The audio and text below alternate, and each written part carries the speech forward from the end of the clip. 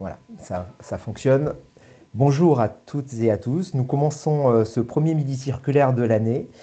Donc déjà, on souhaite une bonne année à l'ensemble des personnes. Donc on rappelle ce que c'est les midis circulaires. Donc c'est une série de vidéos qu'on fait sur des questions d'économie circulaire dans la construction. On essaie de le faire régulièrement. Donc on a pris le rythme ces derniers temps de le faire chaque mois. On va voir si ce rythme-là est tenu.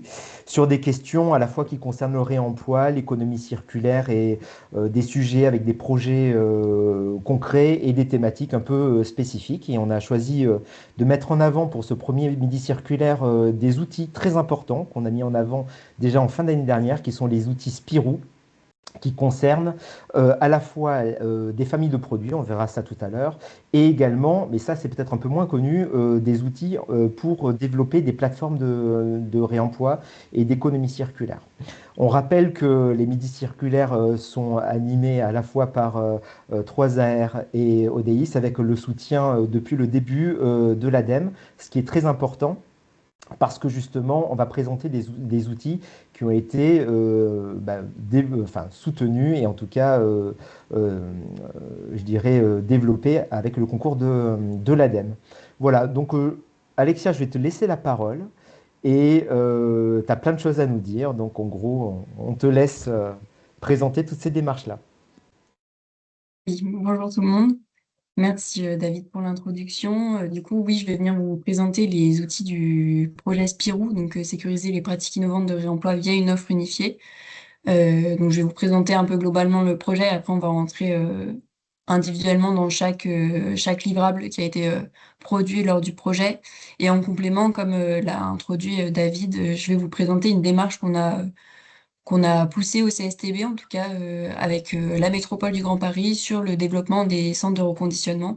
Donc aujourd'hui au territoire de la métropole, mais qui sera ensuite duplicable à tout autre territoire national.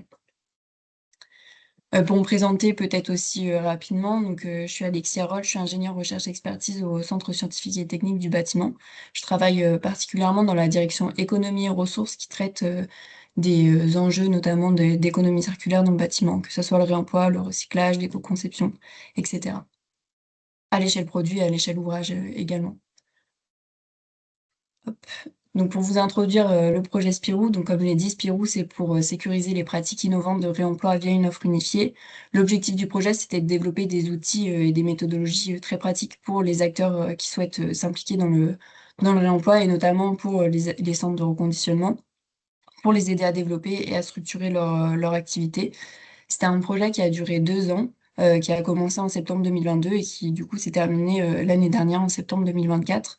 C'était un projet de recherche et donc on avait un enjeu très important de communication. Donc on a pu, enfin, je vais vous montrer ensuite les différents comités qu'il y a pu avoir, mais c'était vraiment un travail collaboratif avec l'ensemble de la filière. Le projet, du coup, était piloté par un comité de pilotage. Le CSTB était coordinateur. Comme David l'a précisé, l'ADEME soutenait financièrement le projet. Et ensuite, trois autres partenaires qui étaient le bureau de contrôle Qualiconsult, la plateforme de réemploi Mobus et le projet Le Booster du réemploi de l'entreprise A4MT. On avait également, pour nous accompagner tout au long du projet, un comité de suivi qui était composé de différents représentants des professions du bâtiment, que ça soit les éco-organismes, les fédérations professionnelles, les assureurs, etc. On avait tout un panel d'entreprises qui venaient nous aider à orienter un peu le projet et à valider la bonne direction du projet. Et également, on avait un peu plus libre le club des acteurs de l'offre. Donc ça, c'était tous les acteurs qui souhaitaient suivre le projet de près ou de loin, qui souhaitaient participer lorsque des participations étaient possibles, notamment sur les relectures des documents. Et donc ça a regroupé à peu près 250 acteurs du bâtiment. Et du coup, ça a été un peu le cœur du projet et c'est un peu la dynamique, ce qui a permis une dynamique très importante du projet et de faire remonter énormément d'informations du terrain. Le projet se concentrait en particulier sur 10 familles de produits, équipements et matériaux, que sont les blocs-portes, les appareils sanitaires en céramique, les dalles de moquette, les charpentes en bois, les radiateurs métalliques à eau, les armoires électriques et protection modulaire, les luminaires, les bardages, les briques et les conduits de ventilation. Donc ces familles de produits ont été choisies donc par les partenaires au tout début du projet. L'objectif, c'était d'avoir un panel assez important de familles, donc des familles à la fois sur lesquelles le réemploi était déjà développé, comme des familles sur lesquelles le réemploi n'était pas encore développé. Donc pour avoir un peu cet aspect recherche et essayer de pousser le réemploi sur d'autres familles de produits et ne pas se cantonner aux familles qui sont déjà bien instaurées dans les pratiques. Pour vous faire un peu le topo sur les livrables que je vais vous présenter ensuite, donc tous les livrables du projet, on a donc les notes méthodologiques. Donc c'est une note méthodologique donc de diagnostic et d'évaluation des performances pour les produits de réemploi, donc une par famille de produits qui a été présentée précédemment. Ces notes méthodologiques, du coup, ont donné lieu aussi à des notes synthétiques, les notes méthodologiques étant des documents assez importants. On a des notes synthétiques si on veut justement avoir un peu un résumé, une synthèse de ce qui est marqué pour le réemploi de ces familles de produits. Et en complément, on va avoir une feuille de route pour la création d'une activité de reconditionnement, donc qui va aider justement les acteurs du reconditionnement à développer une filière, en particulier sur une famille de produits. Une analyse des facteurs clés pouvant impacter le développement de filières de réemploi et également des préconisations d'éco-conception de produits et ouvrages en vue d'un réemploi, donc qui capitalise un peu tous les enseignements qu'on a pu avoir vis-à-vis des produits qu'on a traités. Pour rentrer du coup un peu plus dans le détail, et notamment dans le détail des notes méthodologiques, donc comme je vous ai dit, c'est des documents assez importants. C'est des documents qui font à peu près une trentaine de pages, en moyenne. Donc une note méthodologique par famille de produits. C'est des documents qui sont principalement destinés aux acteurs qui souhaitent, lancer une activité de reconditionnement et de réemploi sur ces familles de produits. Parce que ces méthodologies, du coup, vont présenter, en fait, le contexte réglementaire et normatif lié à la famille de produits traités, identifier les performances à respecter, les modes de preuve à apporter et tous les points de vigilance qui sont à avoir, au fil des étapes, de reconditionnement. Donc que ça soit au niveau du diagnostic, de la dépose soignée, du transport, du stockage, de la caractérisation et du reconditionnement. Toutes ces notes méthodologiques, pour avoir des documents assez unifiés, ont été rédigées sur la base d'une même trame. La trame donc est composée de l'objet de la note méthodologique, où on va préciser le domaine d'application, les textes de référence, les définitions liées à la famille de produits, d'une partie diagnostic du produit dans l'ouvrage, des préconisations de dépose, transport et stockage, des performances et modes de preuve, donc la partie assez importante de cette note méthodologique, la pose des éléments réemployés, et ensuite dans certaines notes méthodologiques, on va avoir des perspectives de recherche pour faciliter le réemploi. Donc pour certaines notes méthodologiques qui traitent d'une famille sur laquelle le réemploi n'est pas encore instauré et sur lequel on n'a pas encore toutes les réponses, on a mis quelques perspectives de recherche sur lesquelles travailler pour plus tard. Et ensuite, ben, forcément, on a une bibliographie sur lesquelles on s'est basé pour construire ces notes. En annexe, pour certaines notes méthodologiques, on va avoir une fiche information réemploi. Donc, je vais vous montrer un peu à quoi elle ressemble ensuite. Mais c'est une fiche qui va justement aider au diagnostic et qui est un peu une fiche pratico-pratique pour utiliser sur le terrain. Pour vous un peu vous contextualiser et pour vous illustrer ce qu'est le contenu d'une note, je vais rentrer dans le détail de la note des appareils sanitaires et rentrer un peu dans le détail de chaque partie. C'est assez bref, mais ça vous donnera un peu l'idée de quelle information vous allez pouvoir retrouver dans chaque partie. Donc dans la première partie, comme je vous l'ai dit, donc c'est l'objet de la note méthodologique. Donc là, on retrouve le domaine d'application. Dans le cas des appareils sanitaires en céramique, on précise vraiment précisément quels sont les appareils sanitaires en céramique qui sont visés. Donc ici, les cuvettes WC, les lavabos, les bidets, les lave-mains, vasques, vidoirs, déversoirs, éviers, receveurs de douche et urinoirs. On précise également que les accessoires ne sont pas visés, que ce soit les accessoires et les mécanismes de chasse, par exemple des WC, ou les accessoires de fixation des appareils sanitaires. Ensuite, on va préciser tous les textes de référence sur lesquels un acteur qui souhaite créer une activité de réemploi va pouvoir s'appuyer.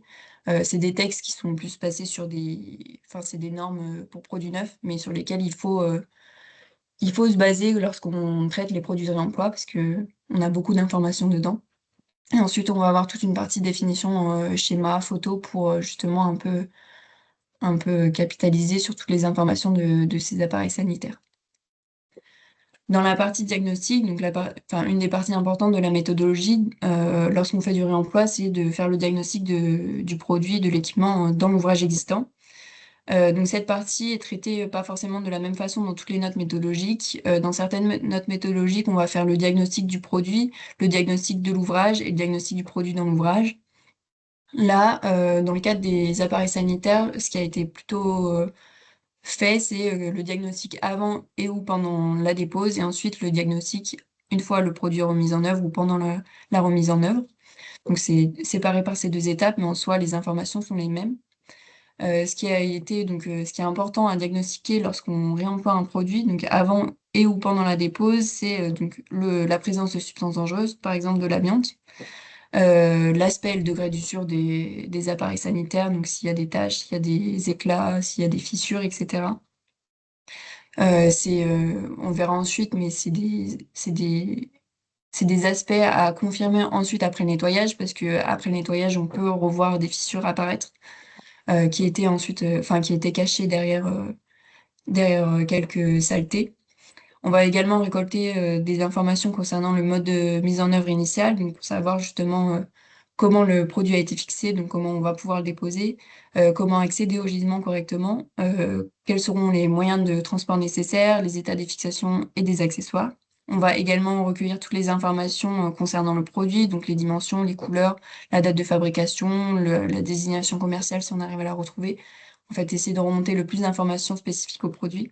Et également recueillir des informations concernant le bâtiment source, tout ce qui peut être typologie du bâtiment, l'usage et la localisation, les alimentations en eau, les entretiens, les éventuelles expositions à des produits chimiques, ce qui va être assez important pour connaître un peu plus l'état de vieillissement du produit et comment le produit a été utilisé dans le bâtiment. Deux outils sont un peu intégrés dans la note pour aider justement à ce diagnostic. Donc, cet outil a été proposé par Cerestia, qui est donc une plateforme de reconditionnement également. Donc, c'est une défautech qui va permettre de justement classer tous les défauts et avoir des photos associées pour faciliter l'identification des défauts. Donc, c'est un outil qui est présent dans la note méthodologique et qui peut être ensuite utilisé par chaque acteur qui s'en intéresse. Et également, donc comme je vous l'ai présenté précédemment, il y a une fiche information réemploi. Donc là, toutes les informations que je vous ai listées, elles sont répertoriées dans cette fiche information et c'est une fiche directement à compléter avec le numéro de lot ou le numéro de gisement et qui va permettre ensuite de tracer toutes les informations qu'on a réussi à recueillir lors du diagnostic. Et du coup, en complément, diagnostic, il y a un diagnostic à faire au moment de la remise en œuvre. Donc, justement, revérifier l'aspect et l'état visuel. Donc, deuxième contrôle de la résistance à la charge. Deuxième contrôle sur les fissures et les éventuelles détériorations qui ont pu avoir pendant le transport. Et également faire des tests de fonctionnement une fois l'appareil sanitaire mis en œuvre. Donc, il y a des conseils de vérification à la repose et également aussi le conseil d'utiliser l'attestation d'essai de fonctionnement qui est utilisée pour des produits neufs et qui peut être totalement utilisé de nouveau pour des produits de réemploi. Donc, le lien est mis directement dans la note méthodologique. Ensuite, on rentre dans une partie qui présente les préconisations de dépôt, stockage et transport. Dans le cadre des appareils sanitaires, on privilégie l'expertise pour une dépôt soignée, que ce soit l'expertise d'une entreprise de déconstruction spécifique aux appareils sanitaires ou d'un plombier directement, que ces acteurs soient formés justement à la déconstruction. On précise également les différentes étapes à suivre pour la dépose soignée, donc ce qui est à peu près logique, on va dire, couper l'alimentation, la purge du réseau, les dépôts et fixations, mais pour que ça soit bien fait dans l'ordre. Et ensuite, pour le stockage, pour les appareils sanitaires, ce qui est préconisé, c'est le stockage sur palette, filmé, voire même cerclé, si possible. Faire attention de bien protéger contre les vols quand il y a du stockage sur chantier. Et également avoir un système de traçabilité des lots ensuite pour garder encore l'information qui a pu être récoltée. Pour ensuite rentrer dans la partie performance et mode de preuve, pour les appareils sanitaires, on va retrouver les performances et caractéristiques majeures, donc tout ce qui est lié à la réglementation, sécurité des personnes, etc. Donc là, on va parler des normes d'accessibilité, notamment PMR, de la résistance à la charge, de l'acoustique. Ensuite, on va voir ce qui est assez important pour les appareils sanitaires, c'est les caractéristiques liées à l'acceptabilité sociale du produit. Aujourd'hui, c'est ce qui a été souvent remonté comme problématique pour les appareils sanitaires. Donc, on essaye d'apporter quelques réponses techniques sur le sujet. Tout ce qui est vérification d'aspect, état de surface après la dépose, le nettoyage et la désinfection, la résistance aux produits chimiques et aux tâches. Et ensuite, faire une vérification de l'aptitude à l'emploi. On peut parler du garde d'eau, de l'efficacité d'évacuation, d'étanchéité, volume de chasse, garde d'air. Donc ça va être en fonction du produit qui est traité, forcément, parce que là, dans les appareils sanitaires, on va avoir différentes typologies d'appareils sanitaires qui sont traités, et également en fonction des demandes de la maîtrise d'ouvrage, du bureau de contrôle, etc. Euh, c'est des vérifications complémentaires, et donc là, on donne quels sont le protocole à suivre, et sur quel document s'appuyer. Un autre outil assez pratique qui est présent dans la note méthodologique des sanitaires, c'est un logigramme, donc justement pour savoir un peu le scénario à suivre en fonction de différentes réponses. C'est un peu un arbre décisionnel, qui peut être assez pratique pour les acteurs et pour essayer de comprendre un peu quelle démarche, quelle méthodologie suivre exactement.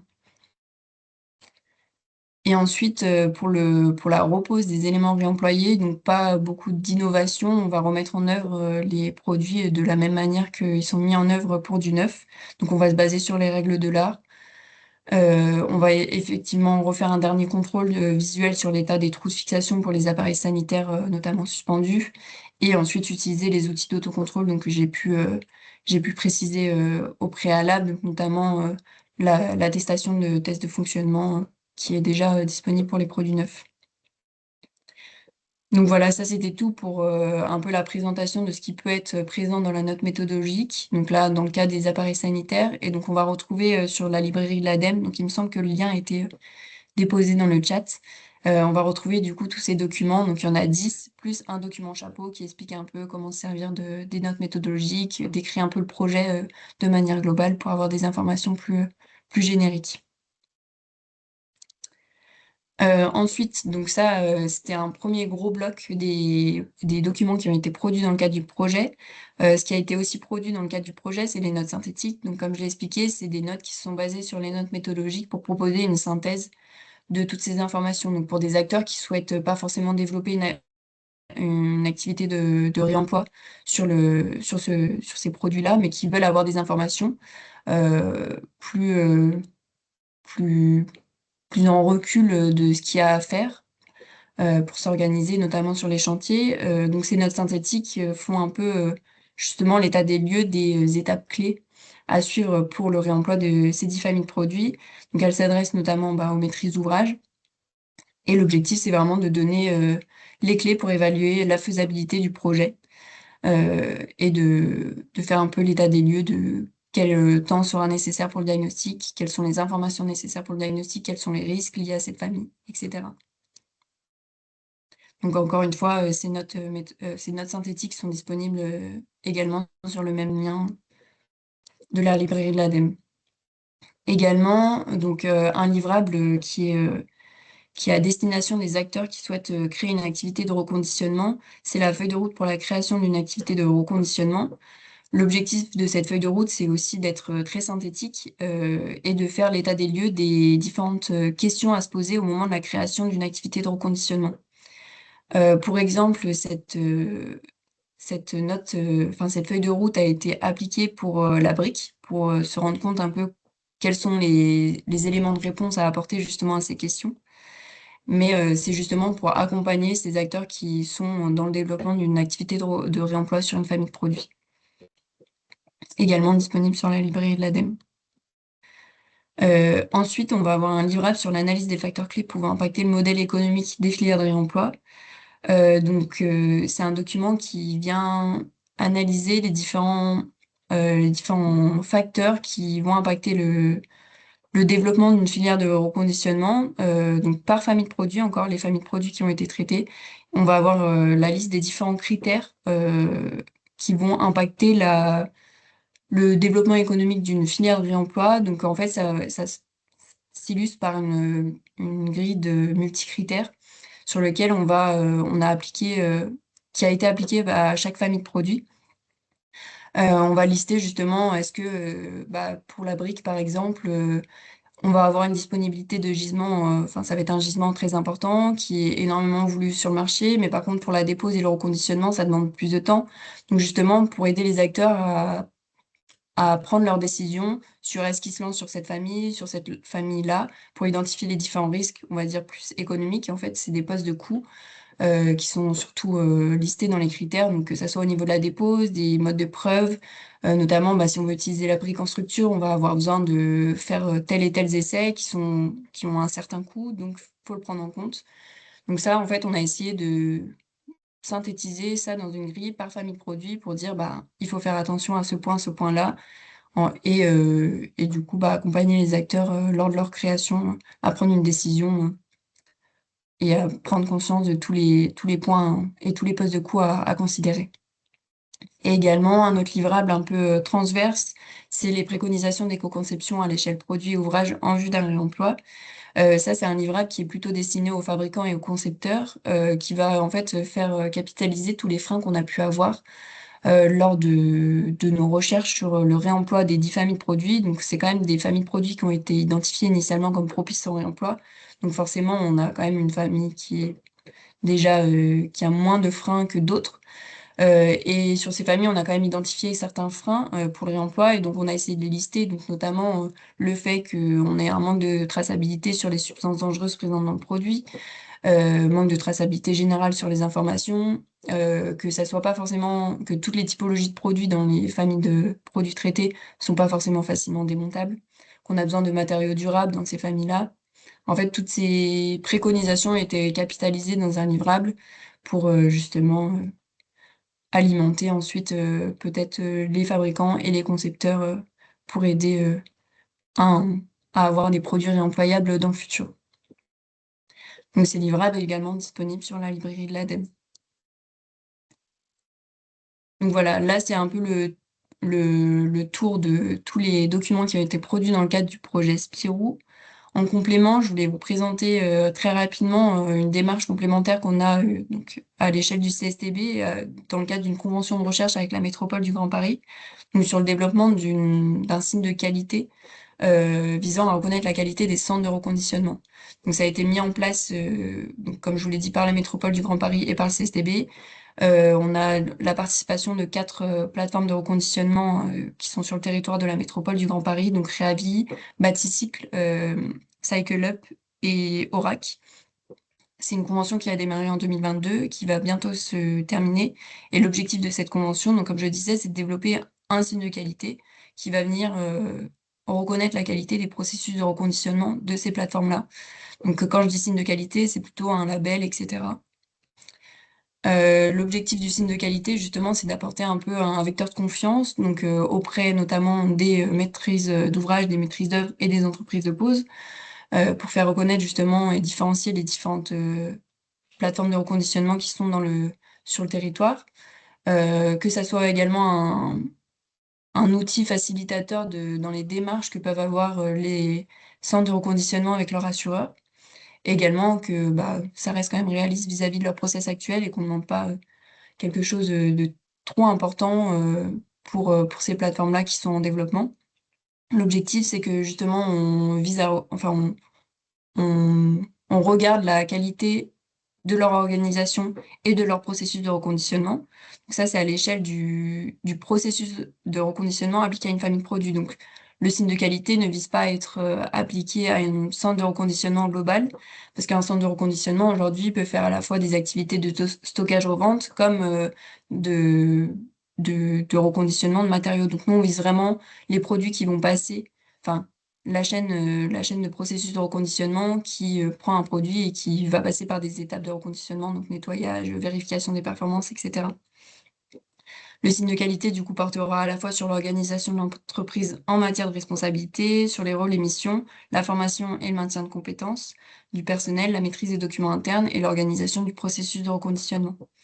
Donc c'est vraiment un signe de qualité qui se veut d'abord global sur une qualité, sur une organisation interne de l'entreprise, pour justement un peu commencer enfin, accompagner les acteurs du reconditionnement à se structurer sur ce niveau-là. Voilà pour la présentation. Merci infiniment.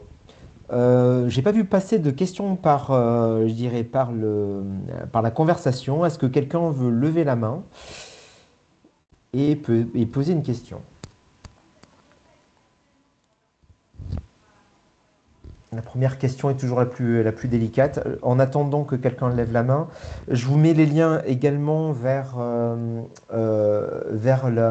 l'étude de la CERC qui, euh, qui va recenser l'ensemble des plateformes. Voilà, j'espère que ce lien-là est le bon. Ouais, je pense que c'est pas mal, c'est marqué PowerPoint, mais pour le coup, le lien, je pense, est le bon. Peut-être, Alexia, du coup, je me permets de poser la première question, et ça va peut-être lancer le truc. Par rapport à cette étude, d'ailleurs, bravo pour cette étude. C'est vraiment quelque chose ce que je te disais juste avant, qu'on a essayé de mettre en avant, parce que c'est quand même un travail à la fois partenarial, hein. Il y a pas mal d'acteurs qui ont été associés. Nous, par exemple, on était associés à quelques groupes, dont les sanitaires notamment, et les luminaires également. Et donc, ce qui permet d'avoir une vision un peu globale des choses. C'est quoi la suite de ce travail? Qu'est-ce qui est envisagé? Alors peut-être que c'est un peu trop tôt pour donner quelque chose de peut-être de finalisé, mais il y a peut-être, est-ce qu'il y a des suites envisagées? Alors des suites envisagées, oui, bah alors comme tu l'as précisé, il y a eu une forte dynamique des acteurs et on veut continuer justement cette dynamique parce qu'on a réussi à créer justement une sorte de comité qui permet de capitaliser beaucoup d'informations et c'est très riche et je pense que le réemploi en a besoin, enfin en tout cas les pratiques en ont besoin pour se développer et se massifier aujourd'hui. Donc au niveau des suites, il y en a plusieurs qui sont plus ou moins dépendantes de nous. Donc là, on a déjà produit des documents. Ces documents, on aimerait beaucoup avoir le retour des acteurs pour justement les compléter, les enrichir, pour qu'ils soient testés directement sur le terrain et ensuite qu'on puisse justement les mettre à jour au fil de l'eau. Donc dans un premier temps, c'est un peu itérer sur ce qui est déjà existant. Il y a la question des recommandations professionnelles de réemploi. Donc aujourd'hui, c'est une case du coup qui a été créée l'année dernière. Et justement, ces documents peuvent être des outils et des vecteurs pour aller jusqu'à la reconnaissance assurantielle totalement de la méthodologie, ce qui pourrait faciliter l'assurabilité du matériau ensuite. Ça, nous, en tant que CSTB, on n'est pas porteur du projet, mais on invite quand même les acteurs à le faire. Ces documents, ils sont assez, pour certains, assez complets pour être peaufinés et présentés. Donc, si les acteurs le souhaitent, ben, enfin, à eux de le faire directement. Et ensuite, l'objectif, donc c'est aussi de continuer la démarche sur d'autres familles de produits qui sont pas encore traités. Donc là, on en a traité 10, mais il y en a une multitude à traiter. Et donc on aimerait justement bah, continuer le projet et pouvoir les développer sur d'autres familles de produits qui sont intéressantes et qui ont besoin de méthodologies de ce type pour aider au réemploi. Alors, du coup, en attendant d'avoir la question des copains, Euh, tu l'as dit, en fait, ce travail a été fait de manière très partenariale, donc il y a eu pas mal d'acteurs institutionnels, en fait, qui ont participé à ce travail-là, en tout cas, qui ont regardé ça avec attention. Aujourd'hui, si jamais on a des porteurs enfin, d'opérations, il y en a pas mal de maîtres d'ouvrage, notamment, qui sont là-dedans, des accompagnateurs de projets. Si jamais on revendique, comment dire, le fait d'utiliser les méthodologies en fait de Spirou, est-ce que ça aide à l'assurabilité finalement des projets? Est-ce qu'il y a des conventions cadres ou au moins des accords ou des choses comme ça qui peuvent être travaillées auprès des assureurs, auprès des contrôleurs techniques? Est-ce que ce genre de travail un peu à haute échelle en fait a été fait pour nous faciliter la vie un peu sur le terrain? Le travail du coup qui a été fait, c'est qu'on a travaillé en partenariat avec certains assureurs, que les assureurs du coup étaient partie prenante, mais pas tous, pas à l'échelle de l'ensemble des assureurs et pas avec une voix uniforme et homogène. Donc on n'a pas forcément la certitude que si un porteur de projet dit qu'il a suivi la méthodologie, l'assureur dise OK, parce que justement c'est le principe d'une recommandation professionnelle de réemploi, c'est justement cette reconnaissance unifiée à l'échelle de la filière. Donc ça veut dire, j'ai suivi cette méthodologie, cette recommandation professionnelle de réemploi, j'ai moins de soucis d'assurabilité ensuite. Aujourd'hui, du coup, ces méthodologies sont pas arrivées à ce stade-là. Donc on a fait quand même beaucoup de travail, on a travaillé avec beaucoup d'assureurs. Donc beaucoup d'assureurs nous ont fait leur retour, les méthodologies répondent à beaucoup de leurs questions. Donc normalement, pour plusieurs assureurs, ça devrait être facilitant dans les démarches. Après, on peut pas le dire à l'échelle de tous les assureurs, c'est encore au cas par cas aujourd'hui. Donc c'est justement pour ça qu'il y a une suite du projet qui est nécessaire pour justement que les acteurs prennent en main ces documents et les portent justement à une reconnaissance assurantielle plus globale pour qu'il y ait moins de cas par cas encore. Ok, merci beaucoup. Aujourd'hui, c'est un document technique qui est donné, pas encore la clé à l'assurabilité Mais c'est sûre et un certaine. chemin, nous c'est comme ça, c'est pour ça que quand on a travaillé avec vous sur ces choses-là, c'est pour ça qu'on a considéré que c'était un pas de plus vers la reconnaissance, une reconnaissance un peu plus générale de méthodologie, et on en avait discuté un petit peu ensemble. Le fait de prendre les sanitaires, c'était une bonne, c'est pas pour rien qu'on a fait ça, parce que nous sur le terrain, il y a beaucoup d'acteurs qui choisissent les sanitaires parce que méthodologiquement parlant, on a des choses quand même qui permettent de garantir une forme de qualité. Alors du coup, il y a encore pas mal de gens qui sont connectés. Est-ce qu'il y a des questions qui, ont, qui émergent? Sinon, moi j'en ai quelques autres, mais... Ah, Julien. Tu peux ouvrir ton micro, Julien? Ouais, bonjour. Excusez-moi, j'ai loupé quelques minutes au départ. Moi, je voulais savoir s'il y avait une différence avec les fiches FCRBE qui ont été déjà produites au départ. Est-ce qu'il y a une grosse différence ou est-ce que ça vient compléter? Alors les fiches FCRBE, oui, donc enfin il y a des documents qui étaient existants avant le projet Spirou, donc notamment les TIF d'AFBE et les fiches FCRBE. Aujourd'hui, on s'est appuyé sur ces documents existants pour les familles qui étaient concernées parce que toutes les fiches traitaient pas, enfin tous les produits n'étaient pas déjà traités dans les guides FBE ou dans les fiches FCRBE. L'objectif, c'est justement d'être allé plus loin. On s'est énormément basé sur des retours d'expérience. Donc pour les fiches FCRBE, c'est quand même des notes, enfin des fiches très synthétiques qui ont quand même beaucoup d'informations dedans. Mais l'objectif, c'était justement un peu d'étoffer le contenu, d'avoir une méthodologie plus, comment dire, qui soit beaucoup plus appropriable par les acteurs. Et ensuite, également de l'actualiser via des retours d'expérience. Donc, dans le cadre du projet, on a eu énormément de recherches de retours d'expérience. On a discuté avec beaucoup d'acteurs, on a fait relire par beaucoup d'acteurs pour justement, en fait, que la méthodologie soit la plus réaliste possible par rapport à ce qu'il y a sur le terrain. Donc, c'est complémentaire et l'objectif, c'est d'aller encore un peu plus loin que les fiches FCRBE, que la maturité du document soit un peu plus loin. Mais aujourd'hui, les fiches FCRBE sont des documents aussi très importants sur lesquels se baser. Merci. On t'entend pas, David? Voilà, c'est bon, ça marche. Julien, est-ce que tu peux juste te présenter?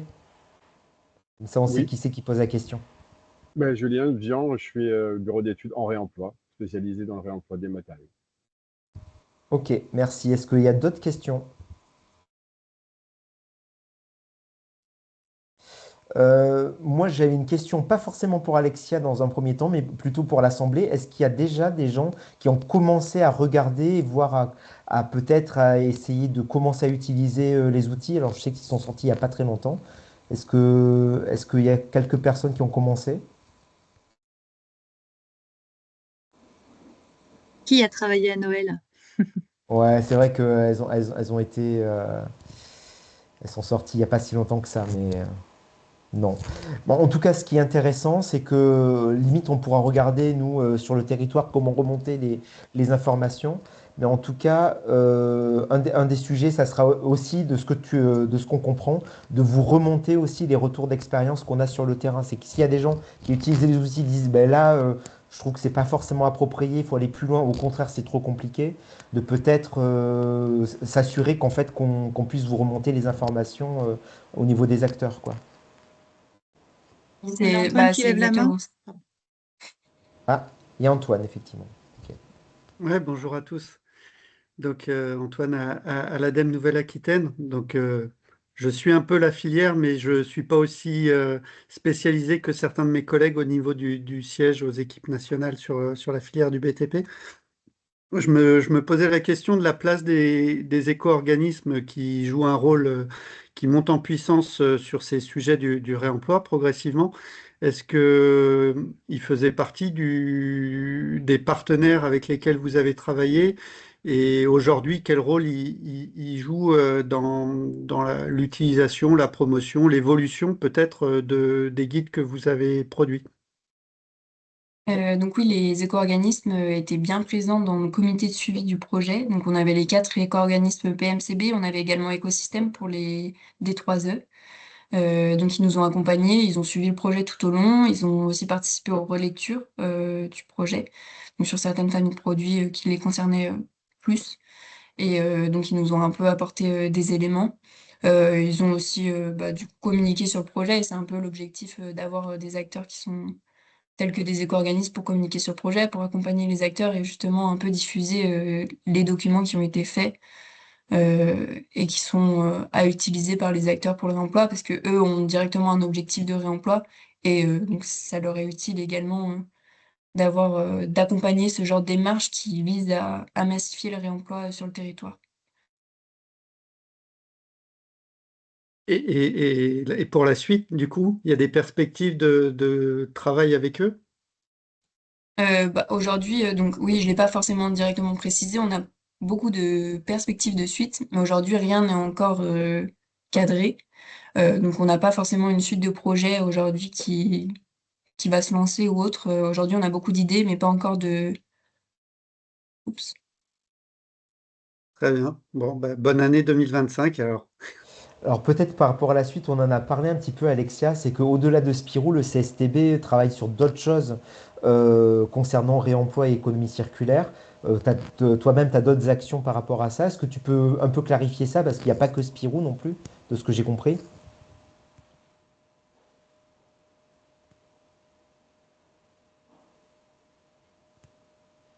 Ah, j'ai l'impression qu'elle s'est déconnectée. Tac, hop. Pardon, Ouais, coupure. j'étais déconnecté, pas de souci. Est-ce que tu as entendu la Je sais pas question? quand est-ce que ça a coupé du coup. Il n'y a pas longtemps, il y a 10 secondes. Du coup, je ne sais pas si tu as entendu ma question par rapport aux autres actions qu'avait le CSTB par rapport au réemploi. En fait, de préciser qu'il n'y a pas que Spirou non plus, que vous avez d'autres actions et de peut-être reclarifier ça par rapport aux questions de réemploi et d'économie circulaire. Est-ce que tu peux faire un panorama rapide, mais peut-être pour se dire qu'il n'y a pas que Spirou et que il y a d'autres sujets peut-être qui peuvent être intéressants par rapport à nos acteurs, notamment des actions de terrain. Alors, je les ai pas forcément tous en tête parce que je ne travaille pas forcément sur tous les sujets de réemploi, mais oui, du coup, on a beaucoup de sujets. Donc, comme je vous l'ai présenté, on a le sujet avec la convention de recherche avec la métropole du Grand Paris. Donc aujourd'hui, c'est pour accompagner les centres de reconditionnement à se développer, à structurer et ensuite reconnaître la qualité de ces centres de reconditionnement. Donc on a cette action, on a notamment d'autres actions sur le développement de guides méthodologiques, donc notamment via le projet Life Waste to Build, donc c'est avec Toulouse Métropole qui vise à développer trois autres méthodologies. Donc, si je me rappelle bien, il y a les menuiseries extérieures, il y a les ventiloconvecteurs et une autre famille dont je ne me rappelle plus. Euh, donc, on a vraiment d'autres projets plus territoriaux sur lesquels on va accompagner au réemploi. On cherche justement à accompagner d'autres acteurs qui souhaitent développer le réemploi sur des familles de produits spécifiques. Donc après, on a tous les autres projets de réemploi, plus on accompagne également pour les diagnostics PEMD, on a une expertise assez large sur le sujet et des actions assez diverses. Alors du coup, ça fait le lien avec la question de Brice. Est-ce que tu veux la poser, Brice?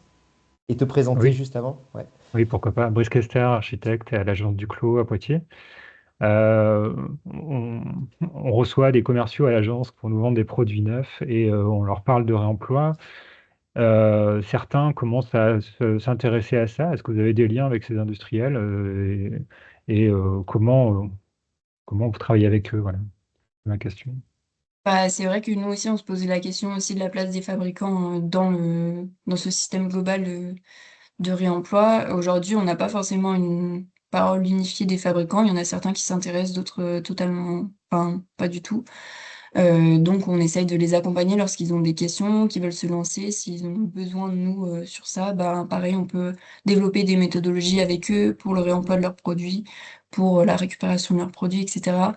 Aujourd'hui, on n'a pas forcément d'action très spécifique dessus, mais on commence justement à avoir des requêtes de fabricants sur le sujet. Donc, c'est un peu une question qui se cherche et qui se structure petit à petit.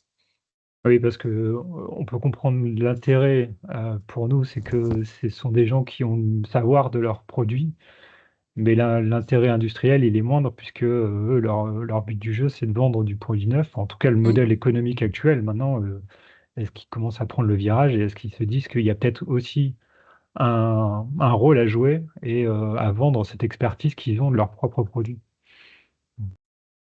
Bah, c'est vrai que dans le cadre du projet Spirou, on a eu quelques fabricants qui se sont impliqués dans la démarche, dans les relectures. Donc, je pense pour justement apporter un peu cette expertise technique. Également, on avait des syndicats, donc à l'échelle totalement plus, enfin, représentants de ces fabricants. Donc, c'est vrai que c'est des questions qui se posent. Je pense que la vision n'est pas encore harmonisée et la direction n'est pas très précise aujourd'hui. On avait une discussion notamment avec Brice, on a des contacts qui sont maintenus, notamment avec des industriels du Parement, en fait, qui se posent ces questions-là et donc qui sont en train de faire des tests, etc.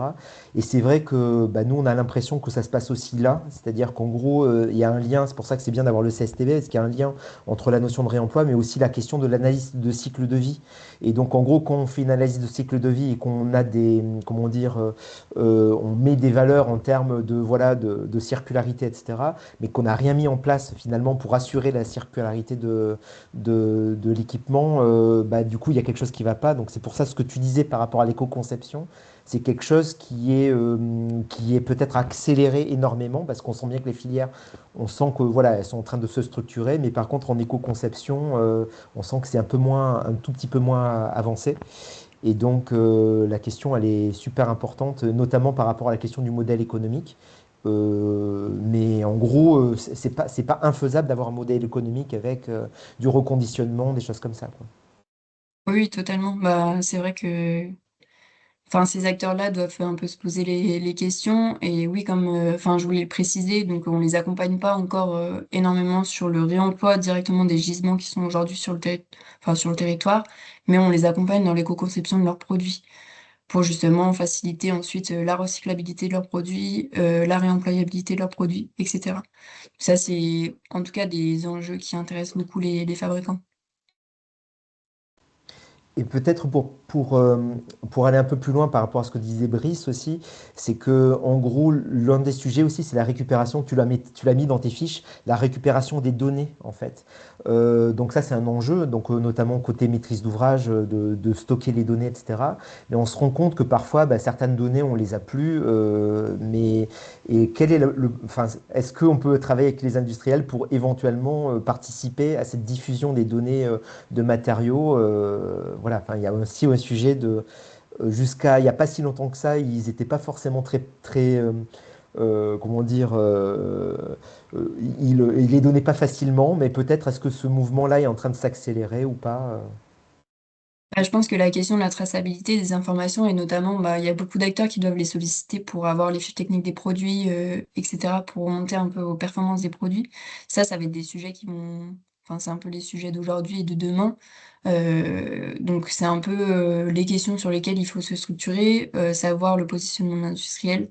Si, justement, est-ce qu'ils diffusent totalement les informations sur ces anciens produits? Ou, est-ce que, justement, lui, il se charge du réemploi de ses produits et du coup, la diffusion peut être peut-être plus limitée, c'est un peu c'est un peu la question à se poser. Brice, tu voulais préciser quelque chose?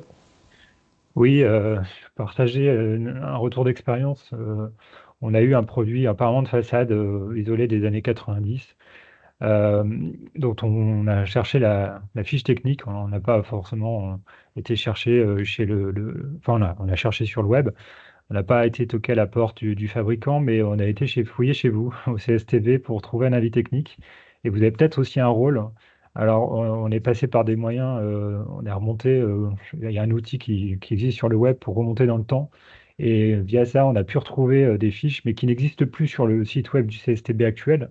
Et peut-être que tout ça est stocké quelque part, et peut-être que euh, malgré tout, il serait peut-être intéressant d'interroger vos collègues sur la possibilité de mettre à disposition ces avis techniques, même des années 90, qui sont plus d'actualité, mais qui nous renseignent sur les produits qu'on pourrait réemployer demain. Alors pour le coup, oui, on se pose beaucoup la question parce qu'on sait qu'au CSTB, on a été une plateforme qui a vu passer beaucoup de produits de construction et potentiellement on a beaucoup d'informations.